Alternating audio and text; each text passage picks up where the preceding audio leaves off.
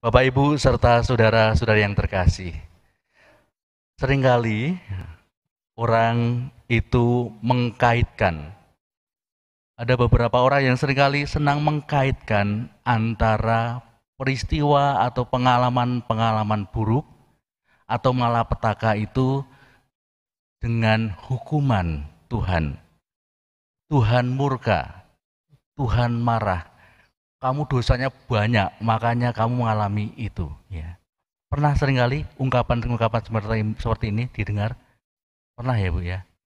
Pernah ya. Misalnya ketika bencana alam terjadi, lalu orang mengatakan, oh Tuhan sedang marah, Tuhan sedang murka, ya, Tuhan sedang menghukum. Atau ketika seseorang, atau mungkin kita, mengalami peristiwa-peristiwa buruk, ya, entah kecelakaan, entah sakit yang tak kunjung sembuh. Mudah sekali kita seringkali mengungkapkan, ya Tuhan, apa salah dan dosaku ya? Kok saya mengalami nasib seperti ini? Seringkali gitu ya. Ya. Kemudian saya renungkan, apakah Tuhan itu sejahat, sekejam itu sih? Menggunakan malapetaka, menggunakan sakit, menggunakan sesuatu yang buruk untuk menghukum kita. Ya. Apakah Tuhan itu Tuhan yang penghukum, pembunuh? Ya. Dan Bapak, Ibu, saudara-saudara yang terkasih, ini juga yang dipikirkan oleh orang-orang yang tadi dalam bacaan Injil ketemu dengan Yesus. Mereka berpikir bahwa orang-orang Galilea yang dibunuh oleh Pilatus dan 18 orang yang mati tertimpa menara dekat Siloam, dia pikir itu dosanya lebih banyak dan makanya terjadi demikian. Maka dia datang kepada Yesus dengan pikiran semacam itu. Maka Yesus dengan tegas menegaskan, sangkamu orang-orang Galilea ini lebih besar dosanya daripada dosa semua orang Galilea yang lain karena mengalami nasib seperti itu. Tidak, kataku kepadamu. Atau sangkamu 18 orang yang mati tertimpa menara dekat Siloam lebih besar kesalahannya daripada kesalahan orang lain yang diam di Yerusalem. Tidak, kataku kepadamu.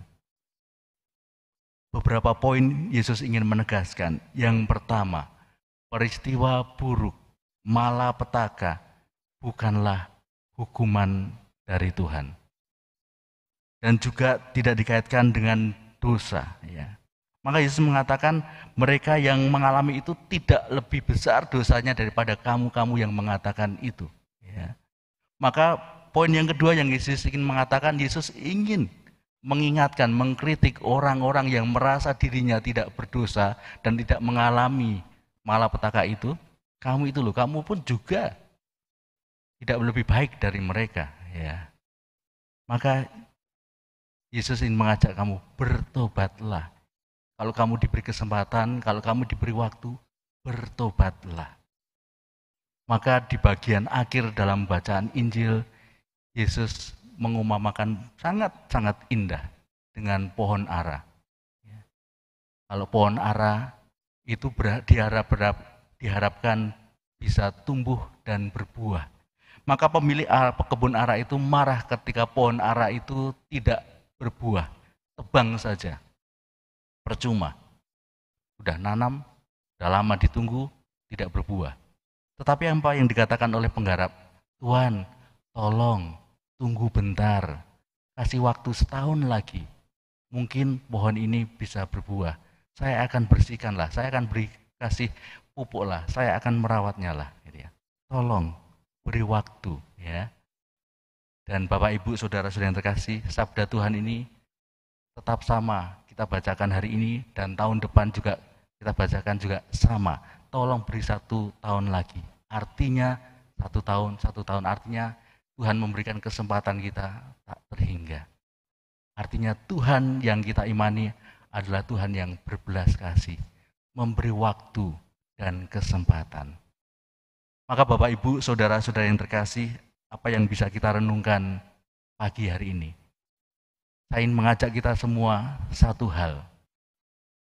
Yesus mengingatkan kita, Tolong kamu jangan merasa diri tidak berdosa.